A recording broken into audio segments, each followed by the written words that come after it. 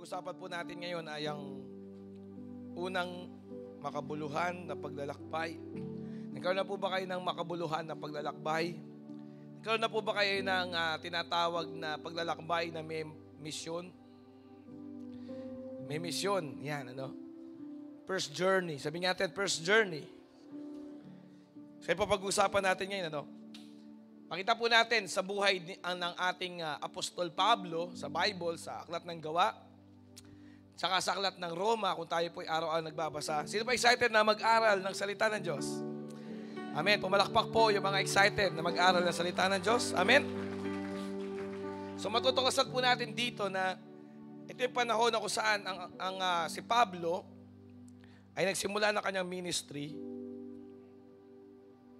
At wala pa magiging mga matitibay na mga local na church sa Asia, even hanggang ngayon, kung hindi po sa pamamagitan ng ginawa ni Apostol Pablo. No? At hindi po to mangyayari kung hindi siya nagsimula ng kanyang unang misyon, paglalakbay na merong misyon. Amen?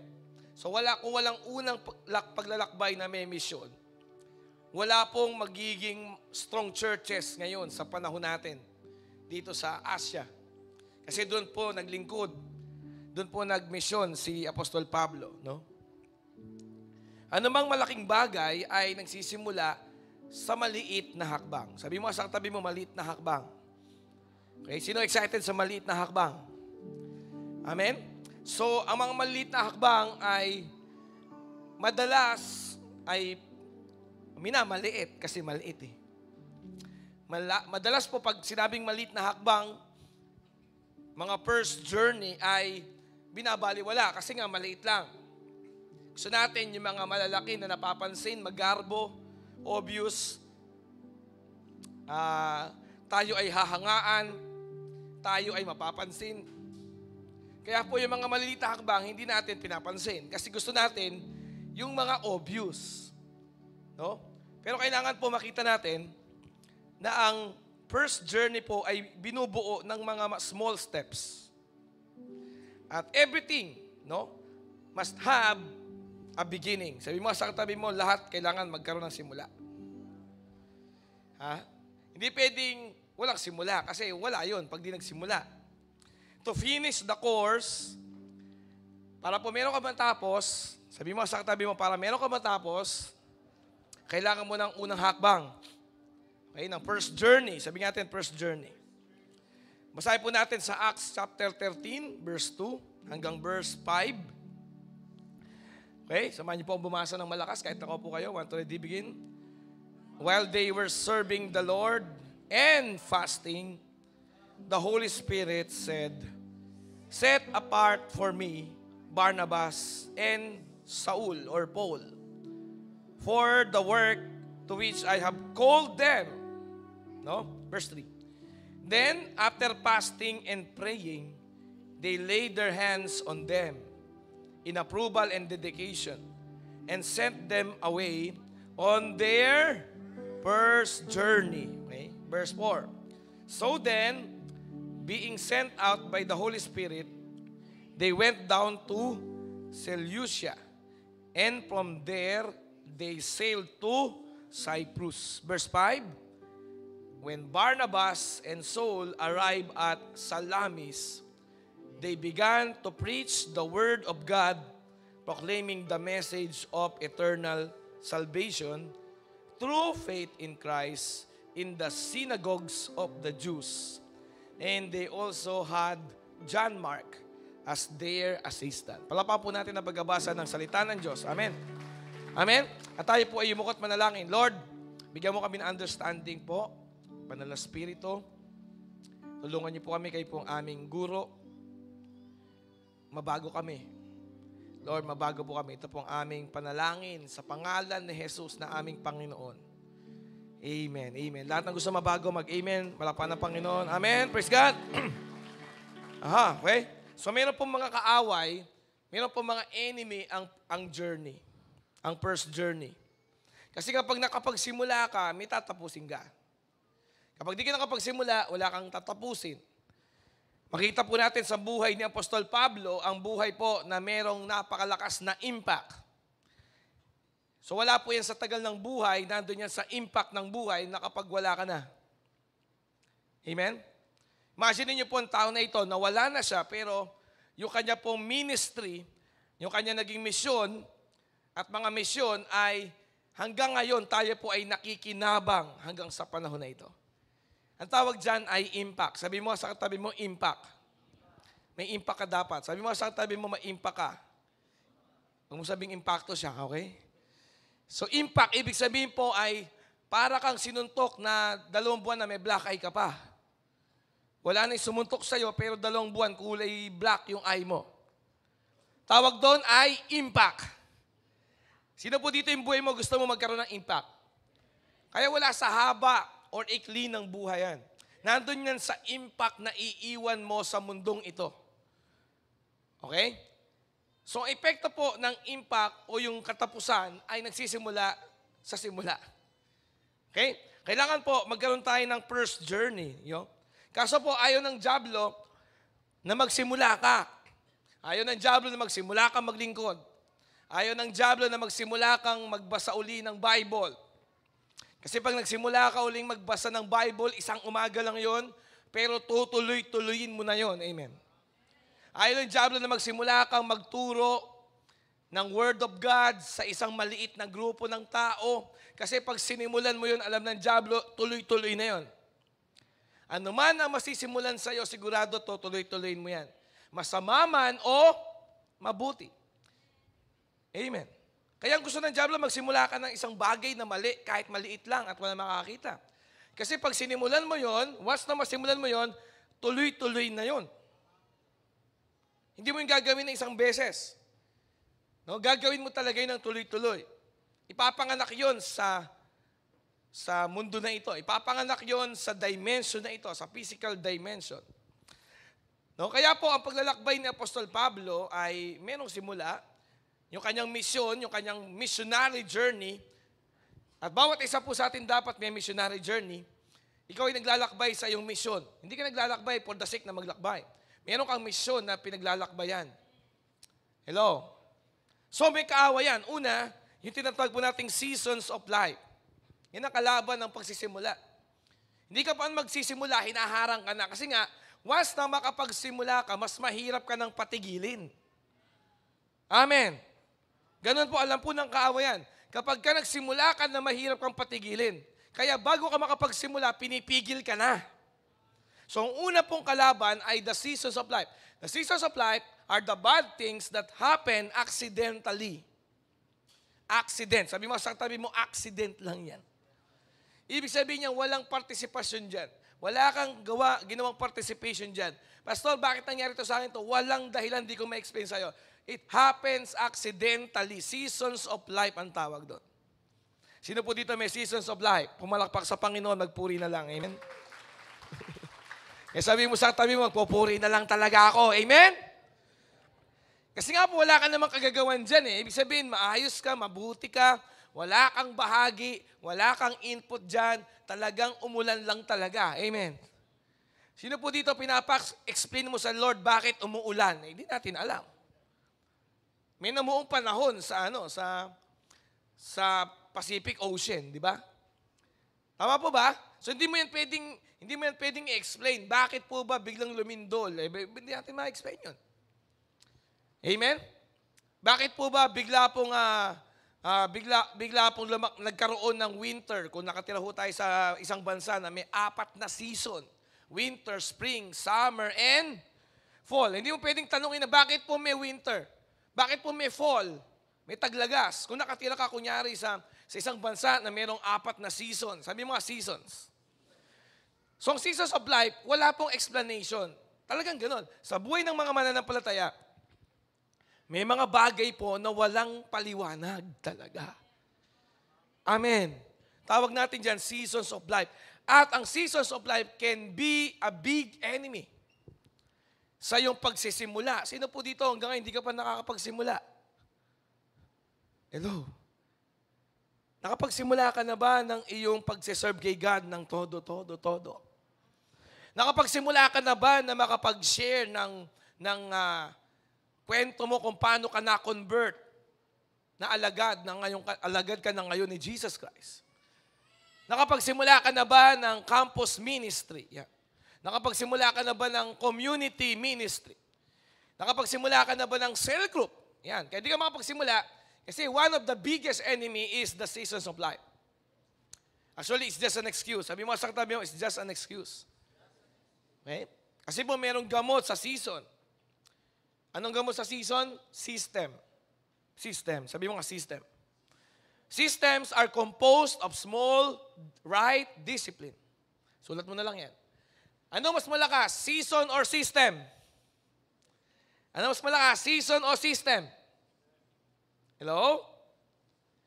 Magbigay tayo ng practical na explanation.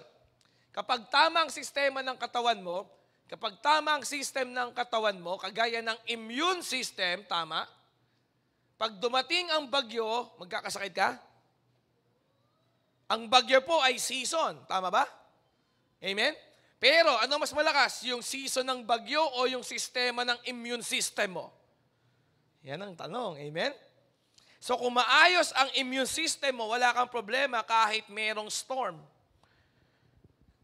Kahit merong mga season sa buhay mo na hindi maganda. Amen. Amen? At anyway, kaya po merong mga seasons of life, actually, yan ang pampasarap sa buhay natin. Amen. Kaya nga tawag natin dyan ay seasonings of life. Pampalinamnam yan. Amen? Parang buhay mo hindi matabang. Parang buhay mo hindi walang kulay. Ang buhay mo makulay kasi may mga seasons of life at patuloy ka lang na nag-grow dahil meron kang system, immune system na spiritual, na ang mga seasons na to nagpapatibay lang talaga sa'yo. Amen. Dapat ganon.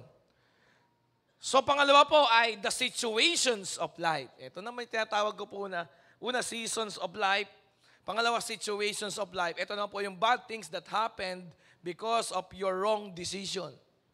Amen. Tama po ba? No? Tama po ba? Hello? So, nagkasino ka, sumeldo ka, nilagay mo sa online sabong, natalo, ngayon umiiyak ka, tapos sasabihin mo, napakasama ng Diyos. Sino ba nagsabong? Tawag dyan, situation. Sabi mo, situation yan. No? Para maliwanag lang po, ikaw yan eh. Di ba? O, inaway mo yung asawa mo. Ano nangyari? Ngayon, nagdilim ang paningin mo, sinakal ka eh. Di ba? O, sasabihin mo ba si Lord yan? Ikaw yan, inaaway-away mo eh. Doon ngayon, inimpit ka, napasigaw ka ngayon. Tama na! Napaganon ka. Siga ka pala, sumisigawan mo yung asawa mo ha. Sinisigawan mo ng tama na po. Bakit nangyari yun? Hindi ka nag-iisip. Lutang ka, di mo binabasa yung sa pagitan ng kanyang mga linya. So yan po ay halimbawa ng mga sitwasyon. Ikaw gumawa niyan. Para luminaw lang po, yung mga hindi ko gumawa, season. Ikaw gumawa, situation. Amen? Amen. Malakpak po yung nakakuha nun. Amen? Ganun po. So pangatlong kalaban, okay? Distraction. Ito na. Distraction is because of the increase of knowledge and information of social media, etc. No? Sinabi naman po yan sa Bible, no? Sa Daniel chapter 12, na sa huling kapanahunan, there will be an increase of knowledge. So pagka marami pong increase of knowledge, ibig sabihin, tayo po ay nasa age ng information. So ang problema po natin ngayon, sa dami mong napapanood, nakikita mo lahat ng buhay ng mga kaeskwela mo, no? Nakikita mo lahat ng buhay na yung barkada sa online, sa cellphone, sa mobile phones mo. So madali tayong madistract. So yun po yung pangatlong matinding enemy ngayon sa panahon na ito, distractions. Marami pong TV series na gusto mong panoorin. Amen? No? Marami po tayong episode na gusto nating matapos. Ngayon, ang achievements ng mga tao ngayon, natapos na yung season 9 ng kanya pinapanood. Ano ang nagawa mo sa buhay na to? Natapos ko hanggang season 9 yung episode. Natapos ko yung Voltes 5, yan. Tapos na yung Voltes 5 daw eh. Di ba? Natapos ko yan. Napanood ko yung season 1, season 2, season 3, season 4. Bawat season, merong 24 episode. Natapos ko. Yun ang accomplishment ngayon eh. Di ba? Meron ka tinatawag dyan ng mga cheap dopamine. Tuwing makakapanood ka ng isang walang kwentang video, pakiramdam mo, ang dami mong natapos. Kasi nga, sumasaya ka kapag nakakapanood ka, nalilibang ka, na-entertain ka. Ang tawag doon, cheap dopamine. Ang tawag doon ay distractions. Kaya pag sinimulan mo ang umaga mo sa cellphone, marami kang hindi magagawa. So, yan ang kalaban ng unang hakbang. Yan ang kalaban ng pagsisimula. Yan ang kalaban ng first journey mo. Kaya hindi ka, minsan, ba't di ka nakapag-cell group? Pag uwi mo sa langit, sabi ni Lord, ba't wala ka cell group? Tinapos ko po yung season 12 eh. Nalibang po ako. Sino dito nalibang? Ngayon po, pag naglaba tayo, no, maghapon. Maghapon. Bakit hindi ka nakagawa ng project o research o thesis? Naglaba ako. Grabe, pag naglaba, 12 hours? Magising alas 8, kukunin yung marumihan. Ilalagay po sa planggana. No? Dadalhin yung planggana sa sala. Pag upo sa sala, hawak ang cellphone. 3 oras magse-cellphone, babalikan yung planggana. Amen? Alas 11 na no, nagising alas 8 ha. Maglalaba siya. No? Ilalagay po yung marumihan doon sa washing machine, di ba? Tapos babalik sa kusina, kukuha ng kape, magkakape, di ba? Habang nagkakape, titingnan po yung kanyang crush sa Facebook, di ba? Magugulat siya, alauna na, di ba? Bubuksan niya yung washing machine doon, lalagyan niya ng tubig, pero hindi pa niya papaandarin, nakasaksak lang. Tama? Tapos manunood ng Itbulaga. Tatapos sa Itbulaga, alas 3, di ba? Papandar niya yung washing machine, di ba? So nakita niyo pong matatapos yan alas 6 ng hapon. Naglaba ka, no? Wawalo lang yung piraso ng damit mo, maghapon ka naglaba. Bakit? Kasi nga, habang naglalaba, ang daming distraction. Amen. Kaya po nakita, ba't di ka nagpunta sa church? Naglaba ako. Talaga naglaba ka mula alas 8 ng umaga hanggang alas 8 ng gabi. Yeah, amen, amen, no? Di ka nakakagawa ng assignment, di ka nakakagawa ng thesis, di ka nakakapag-review sa exam, hindi ka nakakapag-self-develop, hindi ka nakakagawa ng mga dapat mong gawin. Bakit? Simple lang, naglaba ka lang. Ganun no. Ganun no ang style ho natin. Kaya di tayo makapagsimula because of distraction. Then, pang-apat na enemy ng journey, ng first journey, dalawa ang kanyang vision. Amen. Dalawang mata mo, amen? Pero isa lang ang paningin mo. Pag dalawang paningin mo, ang tawag sa'yo, dalawa kita. Tingnan mo yung katabi mo, dalawa ba kita niyan? Huwag mo nang titigan, hindi mo matititigan. Amen. Ang problema po natin, dalawa ang ating gustong gawin. Dalawa yung ating nakikitang kinabukasan, magkahiwalay. Pag hanggat hindi mo nabubuo ang vision mo, hindi ka makakapagsimula. Hanggat hindi mo nagagawang isa yung pagyaman sa pera at paglilingkod, hindi ka makakapagsimulang tumodo. For example lang po yung kung businessman kayo. Hanggat hindi mo napapag-isa yung iyong profesyon, kung artista ka, kung artist ka, for example, at hindi mo yun naging kaisa sa go and make disciple, hindi ka makakapagsimula. Kasi meron kang double vision. You cannot serve two masters. Come on, palapakan po natin si Lord kung nakuha natin yung kalaban na yan. Kaya nakita niyo po, kailangan mo pag-isahin yan eh. Kailangan mo yan i-synthesize. Kaya kailangan mo yan gawing singular. You have two hands, the left and the right, pero isa lang ang iyong vision. You have two ears, pero isang voice lang ang pinapakinggan mo. You have two eyes, pero meron ka lang isang destination na nakikita. Kasi pag dalawang gusto mong gawin, iyan ang pinakamatinding pampati. Meron kang dalawang paa, pero isa lang ang pupuntahan mo. Subukan mo, dalawa pa mo, dalawa pupuntahan mo, hindi pwede. Hindi ka pwedeng magpunta sa dalawang lugar sa isang pagkakataon. Okay? Makakapunta ka lang sa isang lugar, sa isang pagkakataon, kahit dalawang paa mo, kahit dalawang kamay mo, kahit dalawang tenga mo, dalawang butas ng ilong mo, dalawang mata mo, isa lang ang pupuntahan mo talaga dapat. At tuwing dalawa ang gusto mo makamtan, hindi ka makapagsimula. Amen. Hallelujah. So yan pong mga kalaban. So, burahin mo lang yan. Ano pang bura dyan? System. Sabi mo sa tabi mo, system. Which is stronger, the storms or the system? Which is stronger, the situations or the system? Which is stronger, the seasons or the system? The right system is always stronger. Amen. Even po sa distraction, mas malakas ang system. Even sa dalawang gustong gawin, mas malakas ang system. The grand adventure always begin with a small step. Ganyan pong gagawin natin. Amen? Step. Sabi mo sa tabi mo, step. Makita po natin ito sa buhay ni Apostol Pablo. May dulo na maganda kasi mayroong sinimulan. Hindi mo naman kailangan magsimula ng perfect. Kailangan mo lang magsimula. Amen. Hindi mo kailangan magsimula ng kompleto ka. Kailangan mo lang magsimula. Amen. Hindi mo kailangan magsimula ng malaki. Kailangan mo lang magsimula. Amen. Simula lang. Amen? Magsimula ka lang. Meron ng pipigilan talaga sa'yo. Mas mahirap ka ng pigilan kaysa di ka magsimula. Okay? So, tingnan po natin itong mga steps na ginawa po dito ni Pablo. Steps to begin the first journey. Small steps forward. Sabi mo sa katabi mo, small step forward. Small step forward are the solution for unwanted past situations. For unwanted past seasons of life. Okay? Small step forward is the remedy. Yan, remedy. Sabi mo remedy. Yan ang remedyo sa distraction.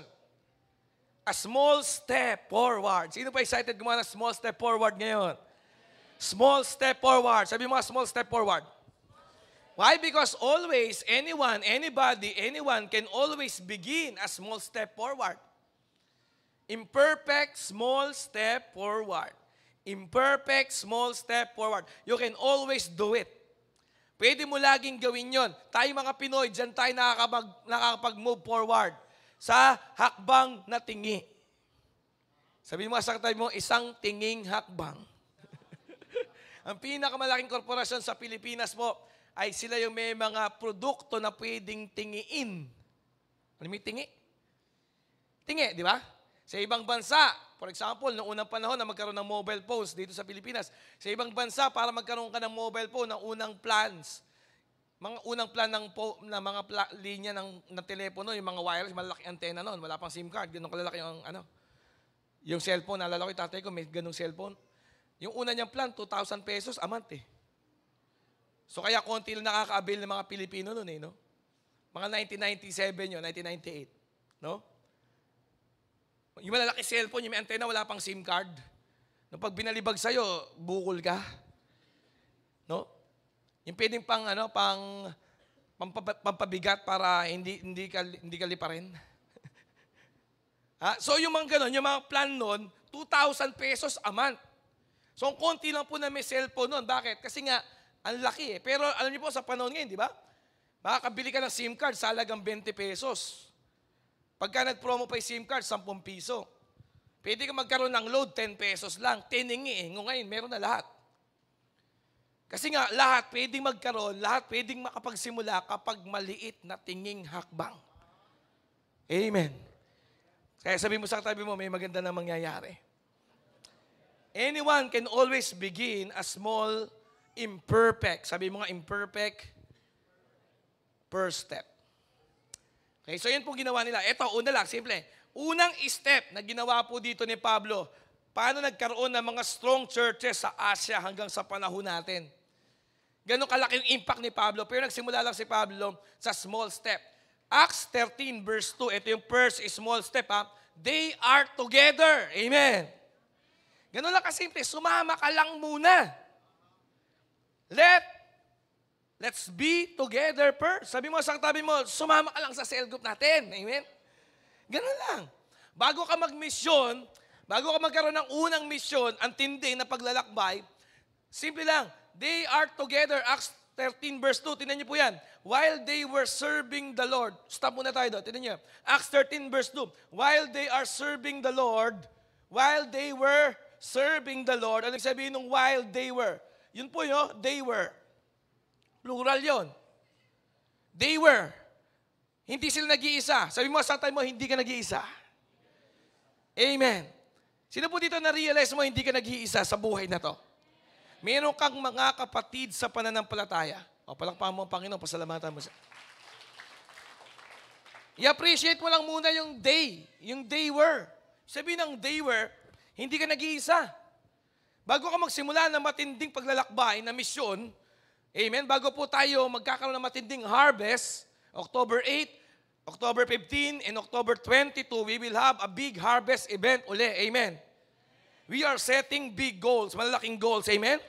Pero bago magsimula yun, bago yung first step na yun, simpleng small, imperfect step, together muna tayo. Sabi mo sa tayo mo, together muna tayo. Yan ang una eh. The power of being with someone who's also not perfect like you. Amen. Simple lang eh.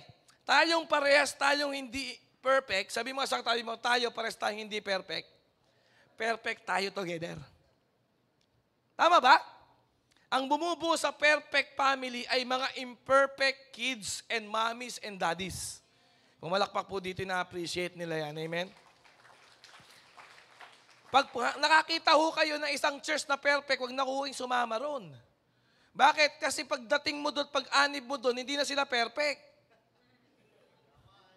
Amen? Amen? Huwag na ho kayo maghanap ng perfect na church. Meron namang perfect na church, makikita nyo rin. Pero di na kayo pwedeng umanib doon. Bakit? Pag umanib ho kayo doon, hindi na sila magiging perfect. Dahil hindi ka naman perfect. Amen. Huwag mo nang amuyin yung baho ng katabi mo dahil may baho ka rin. Amen? Amen. Hindi ko matanggap yung mga nangyayari sa kanya. Di ba ikaw dito sa church, tinanggap ka lang din sa lahat ng nangyayari sa'yo? Ay, pumalakpak muna ho tayo kung tayo higising. Amen. Di ba ikaw kahit sino ka pa man, minahal ka dito sa church?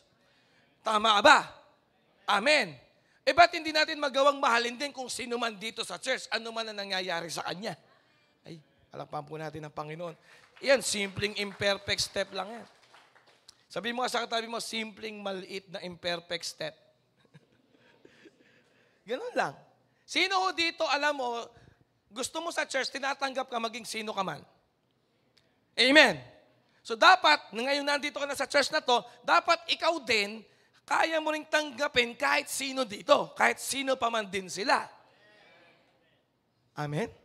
Sabi mo sa katabi mo, huwag na tayo mag-amo yan. Gusto mo ba makipag-amo yan ka lagi dyan? Lagi kang may hinala dyan. Lagi kang may naiisip dyan. Talaga naman. Sabi mo sa katabi mo, talaga naman, alam ko naman, imperfect ka. Kaya nga minahal kita eh. Sabi mo sa katabi mo, kaya nga minahal kita eh.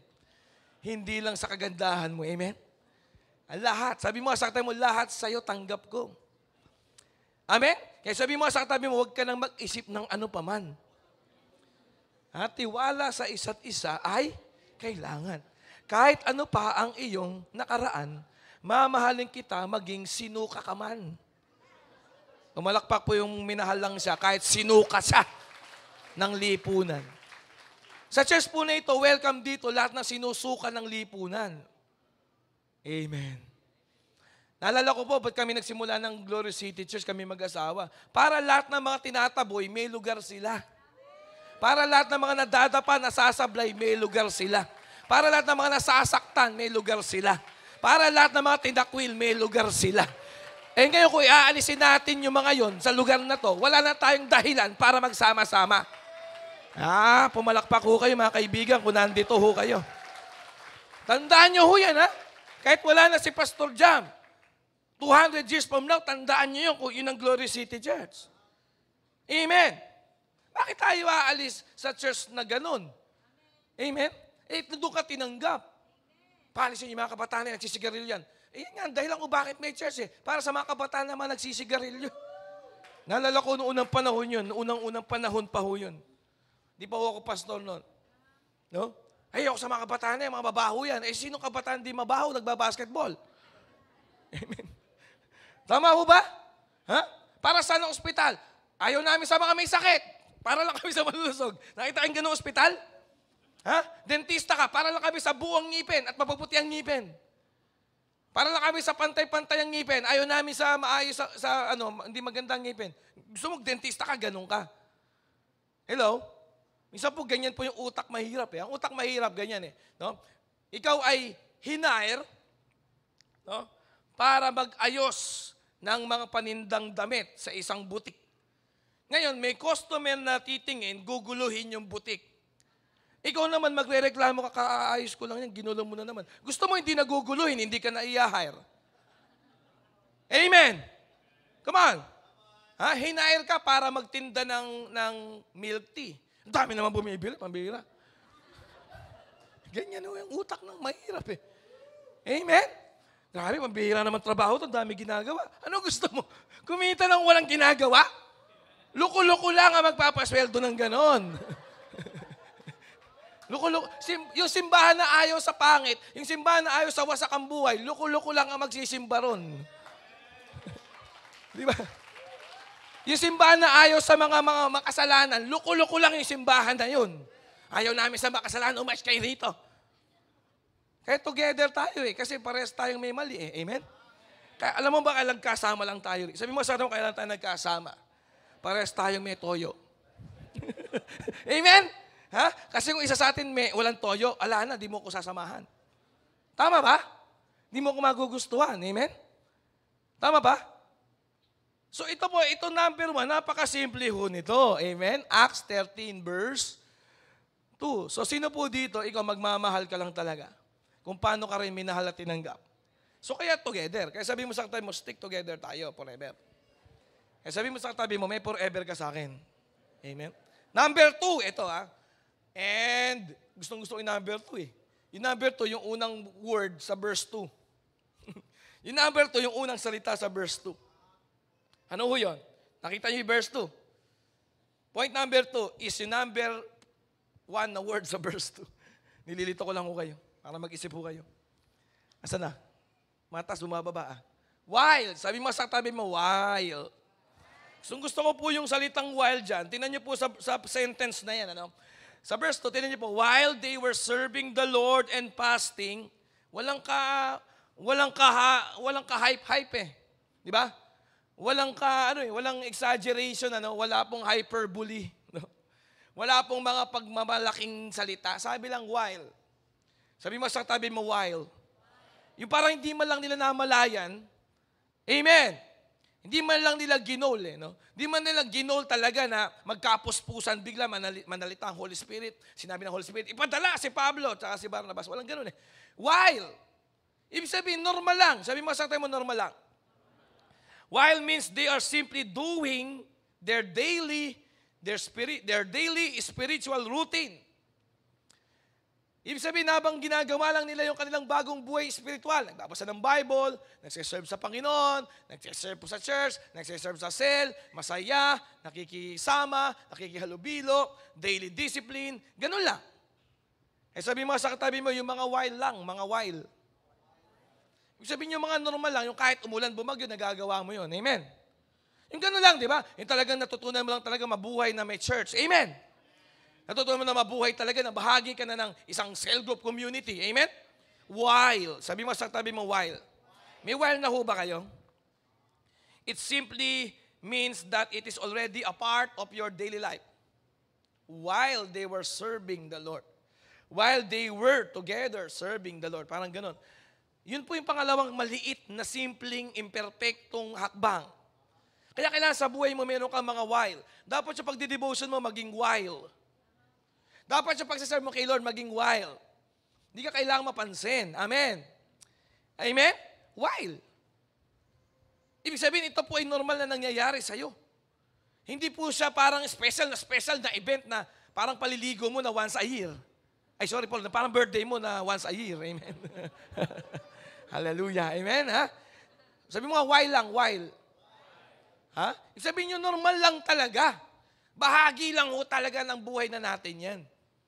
Natutunan mo lang talaga na may cell, hindi mo kayang walang cell, normal na yun sa'yo. Hindi na mabigat sa'yo yun, part na yun ng buhay mo.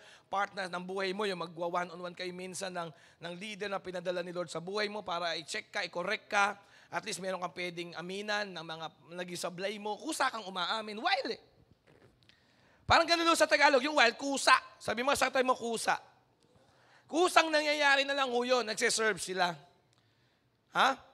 Hindi na ho kailangan na tawagin pa, hindi kailangan pilitin, hindi kailangan utuin sa pansit. No? May pansit doon, may pansit doon. While, normal. Hindi nag-church ka lang kapag may merienda, may special event, kapag Pasko, mahal na araw. No? While, ibig sabihin, bahagi na ho ito ng kanilang buhay. Amen. Doon nangyayari yung mga matitinding miracle and breakthrough. Doon nangyayari yung tinatawag na inflection sa salitang English. Inflection, yung parang lahat walang nangyayari, typical lang. Tapos biglang may matinding mangyayaring maganda. Bakit? Kasi nga merong while. Ibig sabihin ng while, ito yung mga daily, arawan, na normal, na tamang nagagawa, na sama-sama. Mga normal na buhay na nila. Yan yung while. Yung normal na lang talaga na masaya kang kachat, yung mga ka-cell group mo sa GC. Amen. Sino po dito masaya ka sa mga kachat mo sa GC mo, sa cell group mo? Amen. Doon kayo nagkakatuwaan, masaya kayo doon, may mga pagsubok, may mga problema. Pero kumbaga natutunan mo na while Amen. Kumbaga ito na yung common denominator. While we are serving the Lord, this happened. While we are reading the Bible, while I am doing my devotion, this happened. Amen. Nagigis po ba yan? While I'm praying, as I always do every day, this happened. Amen. Habang ginagawa ko to, bigla itong nangyari. Amen. Habang nandito lang ako sa church, biglang may nagkagusto sa akin na super pogi. Amen. Na mahal si Lord kaysa sa akin. Amen. Hello, may tao po ba dito? Tama po. Nagigis po ba yan? Nasabi ko sa Panginoon, Lord, ayoko na mag-love life. Lord, surrender ko na sa love life ko. Nasaktan lang ako.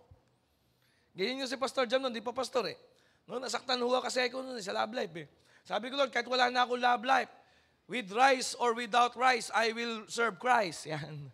Ha? Sabi ko kay Lord dyan di ba? Tapos habang nagsiserve si Pastor Jam, di pa siya pastor bigla may dumating na anghel si Pastoran. Yun yung mga habang ginagawa mo yung pagsiserve kay Lord, biglang mayroong special event. Amen. Doon nangyayaring special event Kasi nga habang, ano yung mga habang mo? Ha? Wala ka pa kasing habang na tama na simple lang pero tama Di ba? Yung habang nagsiserve ka, bigla na lang pala, matagal na kayo sa church, sa GCC.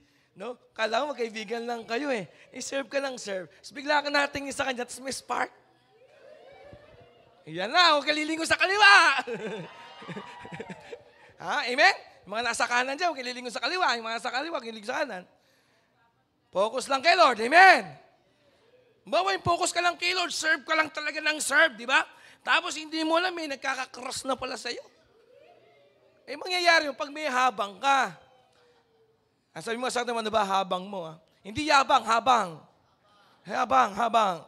Ano habang mo? Sige nga, ano yung while mo? In English ko lang. Ano yung while mo? Tama, hindi mo pinilit yun. Ha? Ikaw nga magsiserve ka kay Lord kahit walang girlfriend Amen. Di ba, totoo kay Lord kahit walang boyfriend. Amen. Pero habang ginagawa mo yun, biglang may mga miracles Biglang may mangungusap na special event ang Holy Spirit Di man ikaw kakausapin, yung iba kakausapin, magkakagusto sa'yo, parang gano'n. Kailangan ko na i-presto kasi kailangan ko na mapag-asawa lahat ng primary 12 Amen. Hallelujah. Hindi, tsaka yung mga 144 din, para sa future mo to. Amen. Hallelujah. Ikaw ipinipris ko na dito sa pulpito, magsibag ka na lang. Amen. Mga 144, mga 1728 leaders, magsipag ka na lang. Pinipris na ni Pastor Jam dito sa pulpito yan, ha? Tama ba? Ngayon, mga taga-GCC, maghanap yan ng mga taong may habang. Hindi may yabang. May habang. Yung habang hindi napapansin Habang nag-aaral siya ng salita ng Diyos araw. Habang nagbo-volunteer siya sa Lifeless SOL. Amen. Ha? Habang tumutulong siyang bumili ng pansit canton sa cell group. Lagi niya ginagawa habang. Tapos bigla na lang. Yun. Yung bigla dumadating kapag may habang. Amen? May habang ka ba? Tinamig tayo, may habang ka na ba? Ibig sabihin, yung tuloy-tuloy lang sa normal lang na gano'n, di ba? No, dumadating ka lang talaga dyan, naglilingkod ka, di ba? Bati ka lang ng bati doon, no? Tapos, di mo alam, binabati mo, yun na pala yung mapapangasawa mo. Di ba? I-serve ka lang na serve sa cell leader mo, di ba? Masunurin ka lang, di ba? Nagpapasundo, nagpapahatid, di ba? Hinahatid mo naman, tama? Kasi ikaw maglalakad, di ba? Pero habang ginagawa mo yun, amen, bigla na lang, hintayin mo yung bigla. Tama po ba?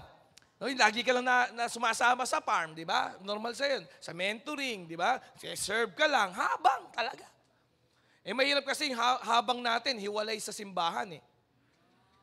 Ang habang kasi natin, hiwalay talaga doon sa together, fellowship sa mga believers eh. Iba ka fellowship natin, hindi believer eh. Yung 1 and 2 pa lang siguro, closing prayer na tayo dito. Amen? Ha? They are together. Ibig sabihin, tamang community. Imperfect sa imperfect. Tama ba? Tama ba? Ikaw kala mo perfect sila, pero hindi mo alam, fake lang sila na perfect. Maganda na dito sa church, lahat tayo dito imperfect, at least totoo tayo na imperfect. Gusto mo, yung mga perfect mo, walang pagkakamaling kaibigan mo, pero fake lang. So pag yun ang kasama mo habang, ayun, mali yun. Kaya tingnan ho natin mabuti itong mga salita ng Diyos. Kinakita niyo yung mga supernatural, yung mga spiritual move ng Holy Spirit, yung mga biglang mangungusap ang Holy Spirit, nandun yun sa tamang mga kasama na imperfect, na totoo. Na alam mo yung buhay nila. Kaya nga tayo dito, wala tayo tinatago dito. Bukas ang buhay namin sa inyo, kami ni Pastoral. Amen? Yung mga primary club namin, patuloy namin binubuksan ang buhay nila para sa inyo. Mabasa niyo yung buhay nila. Walang perfect. Amen? At hindi requirements ang perfect para magkakasama.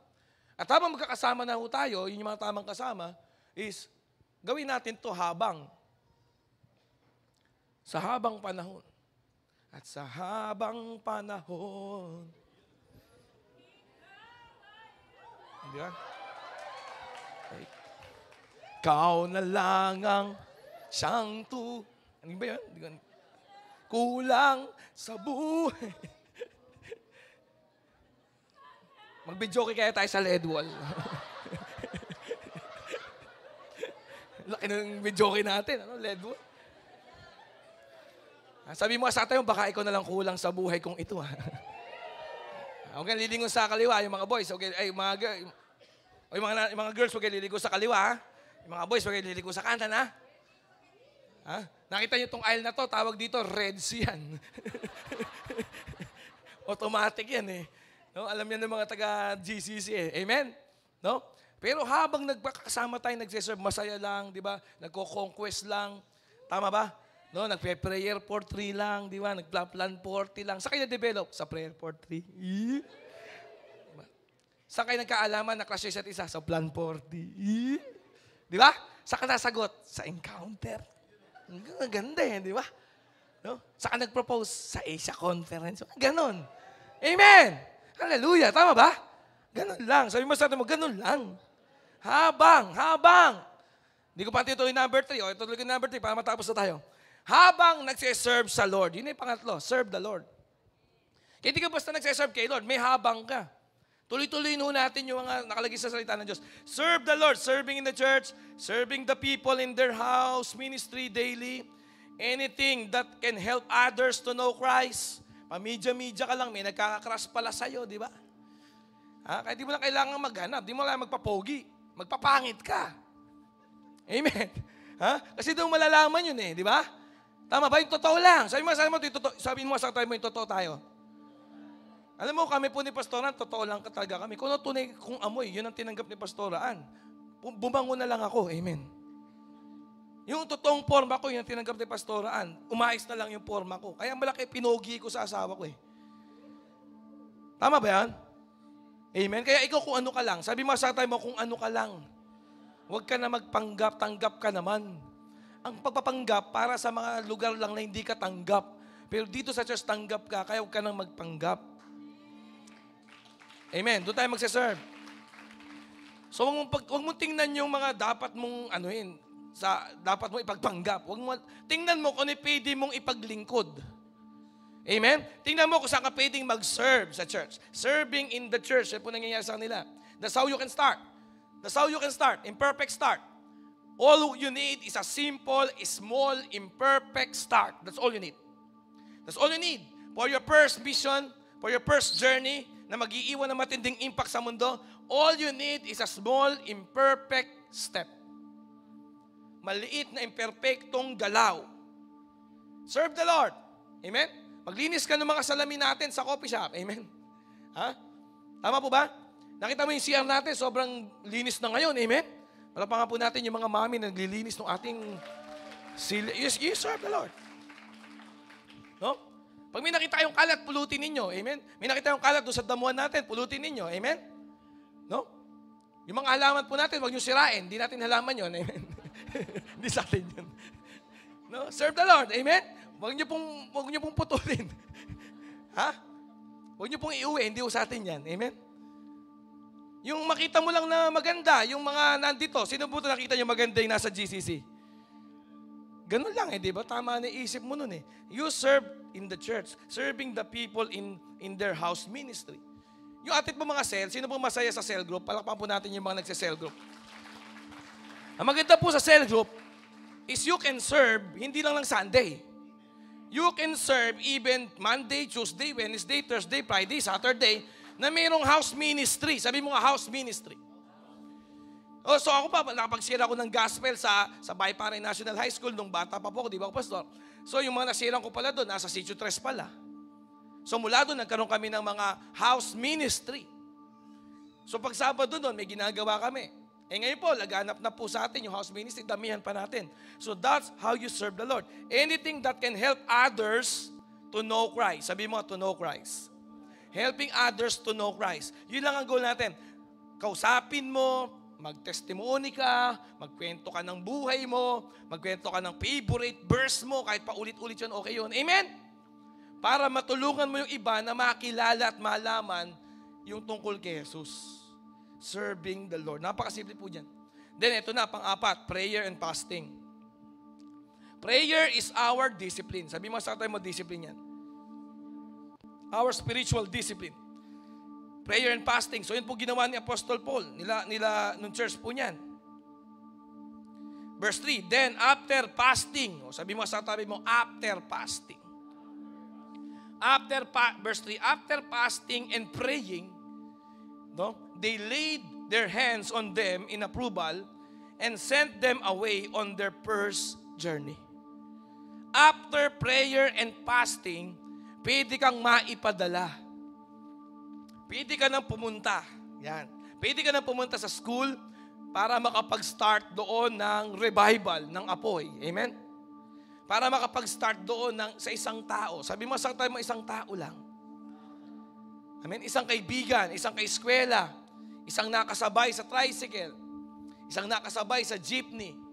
Doon magsisimula po yun. After ng prayer and fasting. Kaya po tayo ngayon, babalik po tayo sa prayer and fasting, Glorious City Church. Kasi yan po talaga yung pagsisimula ng imperfect eh. Di mo kailangan magsimula ng perfect. You must start imperfectly. That's the requirement. Start small, imperfectly. Spiritual disciplines po ang prayer and fasting. Let us establish again. Sino po dito you are excited to establish again? Sino po dito you are humble enough to say again? Sabi mo again. Sino po dito yung mababa ang loob mo, mapagpakumbaba ka, di ka mayabang? Kaya mong sabihin salitang again.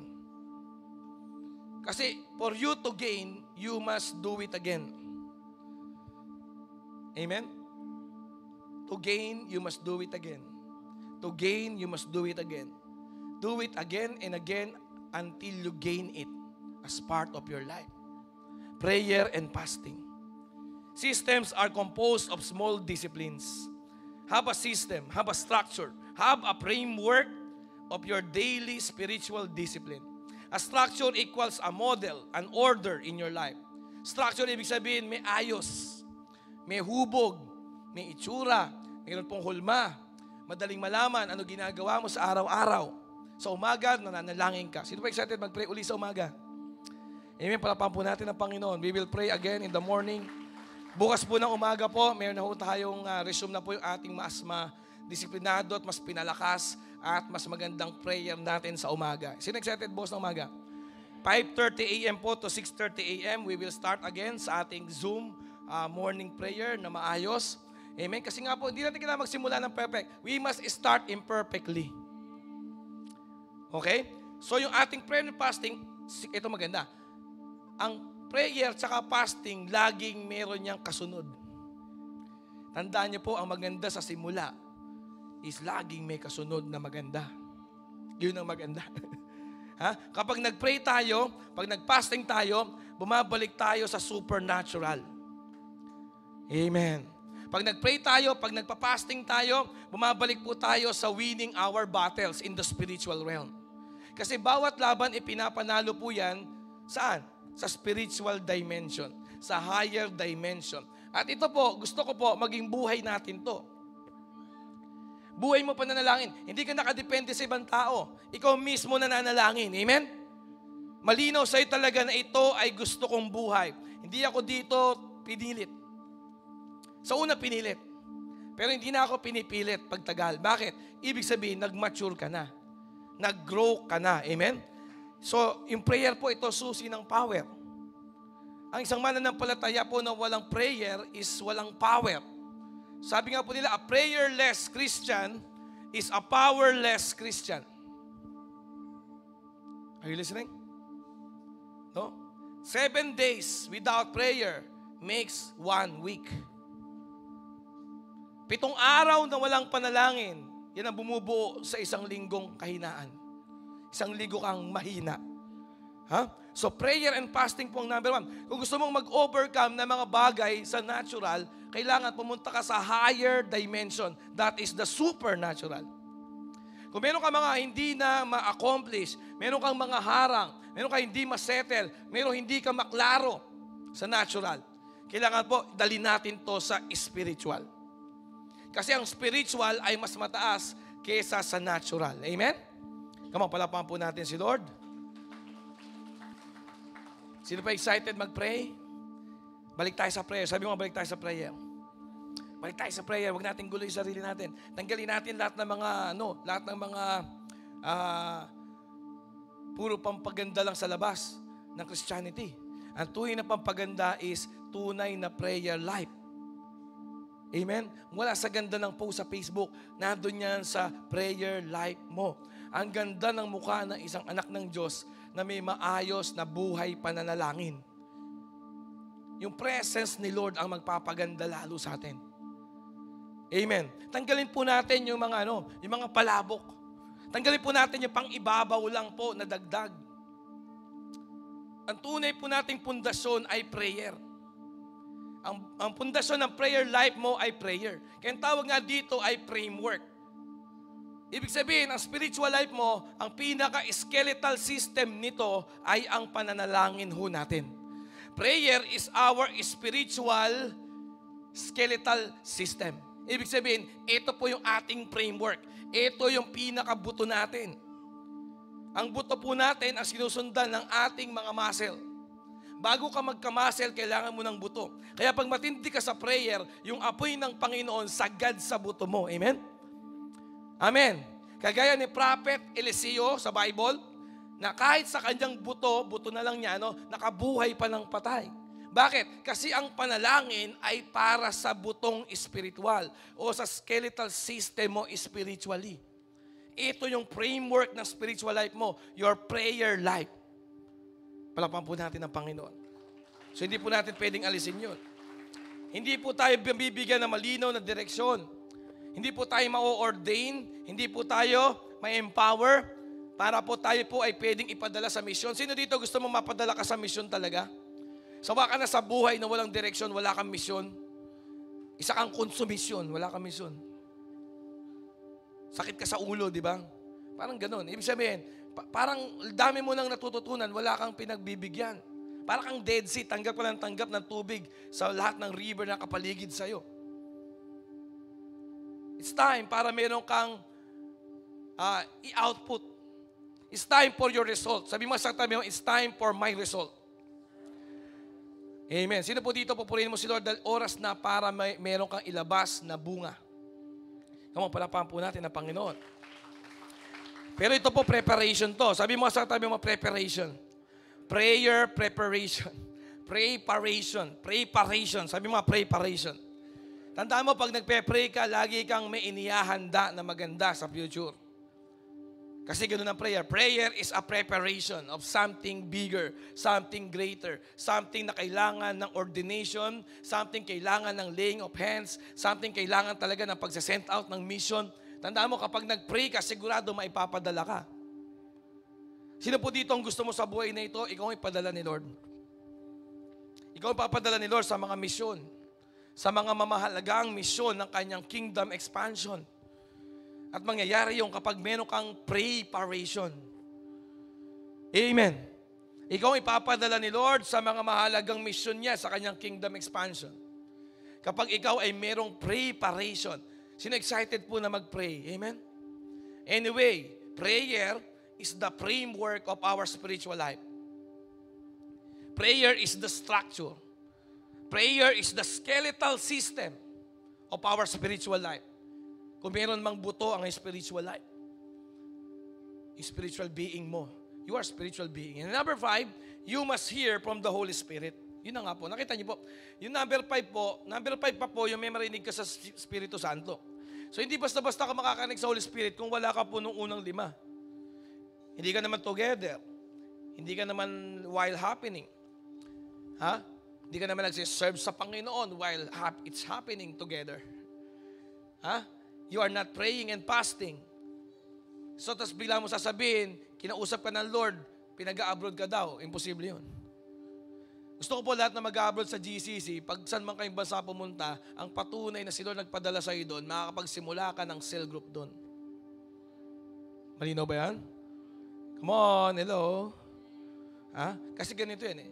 Pag pinag-pray kita, makapag-abroad ka, tapos nasa abroad ka na, anong nangyari ngayon sa kahari? Anong napala ng Diyos? Anong napala ng Diyos?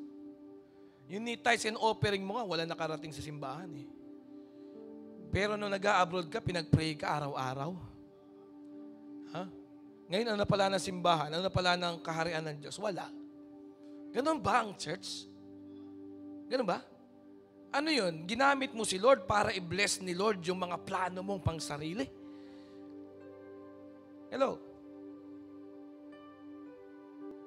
Glory City Church, kung tunay kang disciple sa GCC, makakapag-abroad ka lang at makakapag-migrate ka lang sa ibang bansa kapag kaya mo mag-start ng cell doon. Kung hindi, tingin ko, walang dahilan. Gusto mo lang magpaganda ng post sa Facebook. Gusto mo lang kainggitan ka ng mga kabarangay natin dito sa baryo. Yun lang yun. Anong purpose? Anong mission? Ano yung missionary journey mo doon? Wala. Gusto mo kainggitan ka namin. O, kami, inggit na kami sa'yo. Inggit na ako sa'yo talaga. Gusto kong maging ikaw. Talaga yun. Ilalike ko lahat ng post mo. Ha-heart ko. Heart, hindi like. Heart. Diba? Madali naman yun eh. Madali yun. Pero ikaw mag-isip ka, ba't gusto mo mag-abroad? Ba't gusto mo lumarga? Anong mission? Tanong katabi mo, ano bang mission mo? Kasi ito pong first journey na to, actually, this is a first missionary journey ni Apostle Paul. The first missionary journey. Dapat pagdating mo sa Canada, pagdating mo sa Antarctica, pagdating mo sa Argentina, sa Century Tuna, okay. Nakikita lang natin sa tatak ng pagkain. Ha? Nakarating ka sa Alaska, yan. Yung mga puro tatak lang yan eh. Amen? Dapat pagdating mo doon, makakapagsimula ka ng cell sa isang tao. Hindi pagdating mo doon, magwawalwal ka, magna-nightlife ka, magpa-Friday live ka ng nightlife. Tapos parang di ka na Christian. Nung nandito ka, Christian ka, papray ka ng papray. Amen. Nung napunta ka sa ibang bansa, grabe, dalig mo pa sa siyang gasa. Sa walwal. Hello? Ha? Sa kalokohan. Ba't nagkaganon? Dito sa Pilipinas, kilala ka namin, born again ka. Gusto mo, ilalike ka pa ng pastor, mga post mo, party. Hello? Nag-guess po ba natin yan? Sino po dito ayusin mo yung sarili mo? Mag-pray ka, mag-fasting ka, unahin mo si Lord. Mararating mo lahat ng bansa. Magpa-passport ka, mauubos yan sa kakatatak. Lalabas tayo. Magmi-mission tayo. Ha? First missionary journey. Pumalakpak po yung nakakagets niyan. Ang goal natin, kaya tayo magpe-pray. Sino dito 30 days tayo magpe-pray ulit? Kasama kasi yan sa ating 40 days na plan 40. No? At magpe-pray tayo, magpa-fasting tayo kasi gusto natin makarinig sa Holy Spirit. You will never do it alone. You will hear from the Spirit of God. Yun ang maganda. Ang pagmimisyon, hindi ka mag-isa. Sabi mo sa katabi mo, hindi ka mag-iisa sa misyon. Hindi ka magmi-mission sa journey na to. It is a missionary journey.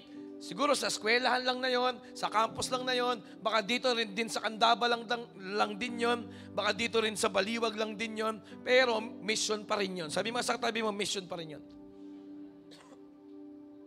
At sa misyon, doon mo mararamdaman hindi ka nag-iisa. Ano sabi ni Lord? Go and make disciple. Matthew 28, verse 19. Pero gusto natin kasi lang yung dulo ng verse 20. Yung gusto natin lagi. Yung Matthew 28, verse 20. Ang sabi sa verse 20, pinakadulo doon. Matthew 28, verse 20, pinakadulo. I will be with you till the end of time. Ang sabi ni Jesus, I will be with you till the end of time. Pero hindi yun habang malayo ka sa church. Hindi ganun yun. Ha? Yung Matthew 28, verse 20, yung dulo ng verse 20, and I will be with you till the end of time. Wow, sarap naman. Love ako ni Lord. Grabe si Lord. Hindi ho. Ibig sabihin ho doon, as you go and make disciple to all the nations of the world. Doon mo mararamdaman na si Lord talaga is with you till the end of time. Kung gusto mo maramdaman talaga si Lord, mag-mission ka. Sa Candaba lang, sa Baliwag lang, sa mga eskwelahan, sa campus, sa BTEC, sa Baliwag University, kung saan ka nang galing, for example. Amen. Sa Bulacan State University, Bustos Campus, San Rafael Campus, sa Dabsu, Candaba. Amen. O kaya dito lang, sa Bahay Pare National High School. Amen. Sa Mangga High School. Doon ka mag-mission. Kasi pag nagmi-mission ka, doon mo mararamdaman talaga kasama mo ang Panginoong Diyos. Nagsarili ka, kasama mo si Lord. Ginawa mo yung sarili mong pangarap, kasama mo si Lord. Ano yun? Si Lord utusan mo? Wow! Ha? Si Lord nabubuhay lang para i-bless ka yung mga plano mong pangsarili. Wow! May plano si Lord. Samahan mo si Lord sa plano niya. Pinagpala na yun, matagal na. Pinagpala na. Hindi na kailangan ng pagpapala. Pinagpala na yun. Doon mo mararanasan ang Holy Spirit. Doon mo mararanasan yung pinaka-closeness ninyo ng Holy Spirit. Yung communion nyo with God, doon mo mararanasan. Doon mo maririnig ang Holy Spirit kapag ready ka talaga ipadala kahit saan. Ready ka mag-mission kahit saan. Sa yung Jerusalem, sa yung Judea, mas malayo na sa Jerusalem yon. Sa yung Samaria, mas malayo pa yon sa Judea. Then to the ends of the earth. Doon nangungusap ang Holy Spirit. Kapag ready ka pumunta kahit saan, sa Jerusalem lang, ibig sabihin, sa barangay nyo lang. Sa Judea, sa inyong probinsya, sa inyong isla, sa inyong lalawigan. Then Samaria, yan na po yung next na bansa. Then to the ends of the earth, lalabas ka na ng kontinente. Sino dito gusto mong lumabas ka sa kontinente ng Asia? Hello, guys. Come on, sino dito gusto mong lumabas sa kontinente ng Asia? Wala, konti lang oh. Tingnan nyo, konti lang talaga. Konti lang. Gusto lang natin may kainin. Gusto lang natin may pambayad na Meralco. Gusto lang natin makarating sa Baliwag once a week. Sa lumang bayan. Sa lumang palengke ng Baliwag. Pinakamalayo na yung Glorieta. Hindi man Glorieta sa Makati. Glorieta sa Baliwag. Ilang ba gusto mo? Pero sino dito gusto mo kahit saan? Kung saan ako papadala, kung saan mangungusap ang Espiritu Santo. Gusto ko, ready ako. Bakit tayo nagpe-prayer and fasting? Kasi gusto nating pwede tayong kausapin ng Holy Spirit anytime. Wow, amen. Bakit tayo nagpe-pray? Bakit tayo magpe-pray? Bakit kailangan na tayo lagi nagpe-pray? Para anytime, pwede kang makausap ng Holy Spirit. Amen. It is a personal relationship with God. Learn to talk to God. Learn to hear the voice of Jesus through the Holy Spirit. Remain in love and joy. Be strengthened by His presence. Strengthen your spiritual life. Sabi mo, strengthen your spiritual life. Tandaan mo, you are a spiritual being. You are not a mental being. You are not an emotional being. Kapag spiritual ka na, kaya mo iwalay ang sarili mo sa mga nararamdaman mo. Hindi ka dapat makipag-isa sa mga nararamdaman mo. Kasi yan ang pagiging karnal, yan ang pagiging emosyonal. Ang tunay na spiritual, kaya niyang iwalay ang sarili niya sa kanyang mga naiisip at sa naiisip ng kanyang pakiramdam o ng kanyang katawan. Yan ang maganda kapag inausap ka ng Holy Spirit. You have the love, you have the joy, and you have the peace. Amen. Love, joy, peace. Hindi siya bunga ng isip. Ang joy hindi bunga ng damdamin. Ang joy hindi bunga ng isip. Ang joy ay bunga ng Espiritu Santo. Kahit ano pa nararamdaman mo, ihiwalay mo yung sarili mo sa pakiramdam mo. Hindi ikaw yung pakiramdam mo. Huwag kang makipag-isa doon. Panoorin mo kung ano yung nararamdaman ng pakiramdam mo. Maglalaho yun. Kung ano may pakiramdam na pangit na yun. Palakpakan po natin si Lord. Yan po nangyari sa kanila, nangusap ang Holy Spirit dyan, no? Verse 4, so then, being sent out by the Holy Spirit. So then, sabi mo sa katabi mo, so then. Kami po, programmer talaga ako. Alam ko, ang then ay epekto lang. Ang then ay effect. Hindi siya cause and effect. If and then, if I will do this then, pag ginawa ko yung kondisyon, mararanasan ko yung kasunod na consequence. So yung pangungusap ng Holy Spirit ay resulta lang, bunga lang. Isinasanhi po ito ng prayer and fasting, being together, doing yung while happening, serving the Lord. Yun pong pangungusap ng Holy Spirit. Okay, oras na para mag-asawa ka. Oras na para bumili ka ng bahay. Oras na para simulan mo itong negosyo na to. Kapag narinig mo na ang boses ng Diyos, may salita na, makakapagsimula ka na. Dahil wala kang nasisimulan hanggat wala kang salitang naririnig. Pepekein mo lang yung simula. Pepekein mo lang yung simula. Tuwing nagsisimula ka na walang salita mula sa Espiritu, mula sa Panginoong Diyos.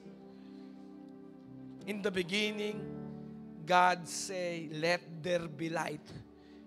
Amen. And there was light. Then God say, mahiwalay ang tubig. Magkaroon ng tubig, magkaroon ng lupa, mahiwalay ang tubig sa lupa. At nahiwalay ang tubig sa lupa, tinawag na dagat. Amen. Tuwing magsasalita ang Diyos, may pinapanganak, may nasisimulan. Kaya nga simula mo imperfect. Pero kapag may salita na ng Diyos, yun na yung magiging perfect. Amen. Hallelujah. And then, sinabi po dito ng Holy Spirit, pag nagsalita si Lord, sabi mo sa katabi mo, handa ka ba pag nagsalita na si Lord? Hindi, honestly, Glory City Church, sino excited pag nagsalita na si Lord? Sigurado ka. Ano ba sabi ni Lord nung nagsalita na siya? Tingnan nyo. Hindi ko lang kung magugustuhan nyo. Hindi ko alam kung magugustuhan mo. Kaya kailangan nga yung puso mo talaga naka-align sa puso ng Ama eh. Kasi pag nagsalita ang banal na Espiritu, baka di mo magustuhan. Ano sabi ng Holy Spirit? Be set apart. Yun ang sabi niya. Set apart for me. Sabi ng Holy Spirit, no? Bumalik po ako sa verse 2. Set apart for me, Barnabas and Saul, for the work to which I have called them. The privilege of being called. Amen. The privilege of being called. Sino pa excited na ikaw ay tinawag ng Diyos at ito ang pinakamagandang pribilehiyo? Pero ano sabi ng Holy Spirit? Ito sabi ng Holy Spirit, set apart for me. So pag si Lord nangusap sa iyo, ibig sabihin, may ititigil ka daw. Okay ba yun? May titigil ka. Magkakaroon ka ng ibang standard kaysa sa standard ng mundo. You will maintain a spiritual DNA. Pag si Lord nangusap, magla-love life ka nga. Kaso hindi ka gaya ng pagla-love life mo nung makamundo ka. Pag nagsalita siya, sasabihin niya sa'yo, yun ang mapapangasawa mo, pero di yung pwedeng hawakan kamay niyan. Oh, iba kasi standard. Sabi mo sa katabi mo, iba standard. Set apart! Sabi mo, set apart! Set apart eh. Ang sabi ni Lord sa'yo, ito na rema, ito na salita, ito na ang simula. Ha? Magkaka-business ka. Pero iba pagbi-business na gagawin mo. Maayos. Hindi man durugas. Walang under the table. Magbabayad ka ng BIR kahit gaano kaliit at kahit gaano kalaki. O iba. Yun ang word ni Lord eh. Pagka si Lord nagsalita, yun na, set apart. Sino po excited sa set apart? Amen? God's will for you ay magkaroon ka ng glorious life with Jesus. Maraming salamat sa iyong panonood dito sa ating YouTube channel. Huwag mong kalimutan mag-subscribe sa Glorious City Church YouTube channel. Have a blessed life, family, finances, and future.